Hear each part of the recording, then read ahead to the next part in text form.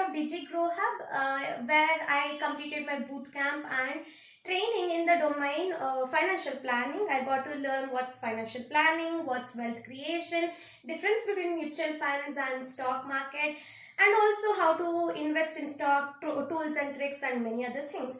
So it was really great learning experience for me. If you want to learn how to plan your finance or how to become debt free or any other domain which you want to get exposure, then you can check out DigiGrowHub. Trust me, it's going to be a really great learning experience.